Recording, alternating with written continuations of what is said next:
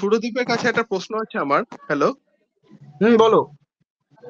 বলছি এই যে তোমার যে এফেক্টস গুলো, যে সাউন্ডস গুলো যে রয়েছে, যেমন ধর ট্রেনে হকারের আওয়াজ, বিভীষিকা গল্পে প্রথম পেয়েছিলাম, তারপর সেটা পেলাম ট্রেনে সেই লোকটা গল্পে পেয়েছিলাম, হকারের আওয়াজগুলো। তারপর এই যে জলে ডুবে যাওয়ার যে আওয়াজটা, যে এফেক্টস গুলো যেটা রয়েছে, তো এফেক্টস গুলো তুমি কিভাবে করো সেটা আমি জিজ্ঞেস করছি না, আমি তো এইটা জিজ্ঞেস করছি মানে কোনটা বেশি মানে চ্যালেঞ্জিং লাগে, মানে এফেক্টস গুলো ন্যাচারাল এফেক্টস কে কালেক্ট করতে, নাকি বিজিএম এ হরর এফেক্টস একটা ভয়ঙ্কর একটা সৃষ্টি করতে, মানে চ্যালেঞ্জিং বলতে গেলে মানে কোনটা বেশি লাগে, মানে একটা অডিও শুনবো মানে, আশা করি তুমি প্রশ্নটা মানে বুঝতে পারছো আর কি। বুঝেছি আমি বলছি। প্রথম বলবো, দেখো বিজিএম বা ব্যাকগ্রাউন্ড মিউজিক যেটা, সেটা পাওয়া যায়, নেট থেকে পাওয়া যায়। এবং আমাকে যেহেতু আমাদের ইউটিউবে আমরা গল্পগুলো দিচ্ছি, আমাদের মাথায় রাখতে হয় যে কপিরাইট কোনো মিউজিকের ওপর যেন না আসে। তো সেই ক্ষেত্রে সব সময় আমি সব সময় সেই মিউজিক গুলো পাই না যেটা হয়তো আমি এক্সপেক্ট করছি। যার ফলে আমি কিছুদিন আগেই অঞ্জন কাকুর সাথে কথা বলছিলাম। উনি খুব ভালো মাউতার গান বাজান, ঠিক আছে। তো এবং আমি চেষ্টা করি পিয়ানো একটু একটু বাজাতে। তো আমরা দুজনে মিলে বসবো একদিন, কিছু মিউজিক আমরা নিজেও ক্রিয়েট করবো। এটা হলো আমাদের ফার্স্ট লক্ষ্য। এবং যেটা স্পেশাল এফেক্ট তুমি বলছো, মানে ফলি, বলতে গেলে ফলিটা কি একটু বলি সবাইকে।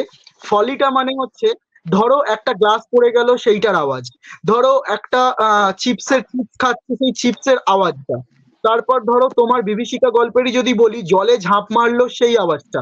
এইগুলো কিন্তু সবসময় কেন 99% নেট থেকে পাওয়া যায় না। তো সেগুলো রীতিমতো আমাকে বাড়িতে ক্রিয়েট করতে হয়। কি করে করি?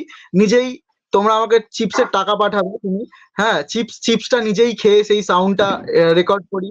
ওর একটা বিয়ারের ক্যান খোলার শব্দ ছিল, একটা ওই কোল্ড ড্রিঙ্কস এর একটা ক্যান খুলে ওই সাউন্ডটা, তোমরা যদি শব্দ সিনেমাটা দেখো ক্লিয়ার হবে যে কিভাবে এগুলো রেকর্ডিং করা হয়।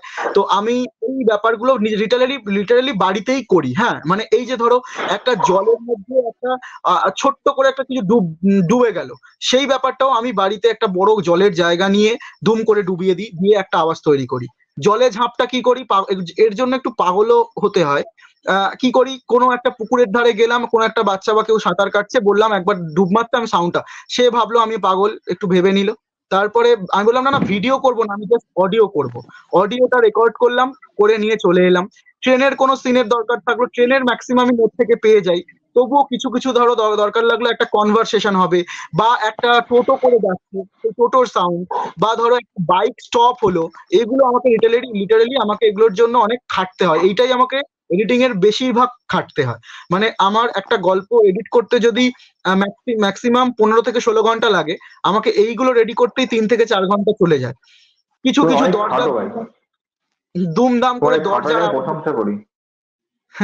এই যে দুমদাম করে তোমরা দেখো যে দরজা বন্ধ হচ্ছে, এই দেখো আমার বাড়ির একটা দরজা রয়েছে, এই দেখো এরকম ভাবে হাওয়াতে এরকম রাত্রেবেলাতে করি, লোক ভাবে আমি পাগল হয়ে গেছি, ঠিক আছে। তো এরকম ভাবে আর কি কেটে কেটে করি আর কি। হ্যাঁ, একটা রিসেন্ট একটা সিন আছে, সৌরভের একটা গল্পতে আমাকে ওটা করতে হয়েছে, একটা দুম করে পড়ে যাওয়ার একটা সিন আছে। তো কি করব, দুম করে পড়ে গেলে একটা অল্প তো আওয়াজ হয়। আমি প্রথমে একটা ফেলে দেখলাম, স্পঞ্জের একটা বল ফেলে দেখলাম, এই ফেলে দেখলাম, আমার আওয়াজটা রিটালি লাগছে না। আমি ফোনটাকে নিচে রাখলাম, ফোনের পাশে দুম করে আস্তে করে বসে পড়লাম, ওই সাউন্ডটাকে কপি করে নিলাম। মানে এইভাবেই আর কি করতে হয়। হ্যাঁ, মানে এইটাই হচ্ছে ব্যাপার।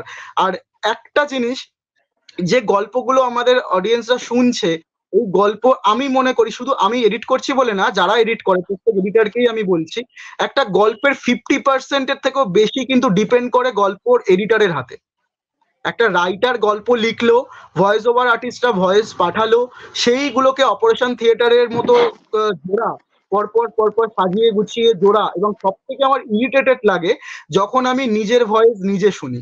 কারণ একটা পার্ট গল্প এডিট করার সময় শুনতে হয় মিনিমাম 10 থেকে 12 বার আগে শুনে নিতে হয় যে কোনটা ঠিক। ধরো তোমরা যে গল্প পাঠাচ্ছ, আমি খুব কথাই বলবো, খান গল্পটা যে পাঠিয়েছে, খান গল্পটাতে একটা ডায়লগ হয়তো 5-6 রকম ভাবে বলেছে। এবার আমাকে কোনটা বেস্ট সেইটা বোঝার জন্য কিন্তু আমাকে 7-8 বার শুধু ওইটাই শুনতে হয়। এটা হলো ফার্স্ট। দ্বিতীয় হচ্ছে অনেক সময় ফাম্বেল হয়ে যায়, সেইখানে সেই জায়গাগুলোকে কেটে পরেরটা আমাকে নিতে হয়, মানে এইভাবে আর কি, মানে একই জিনিস অনেকবার শুনতে হয়।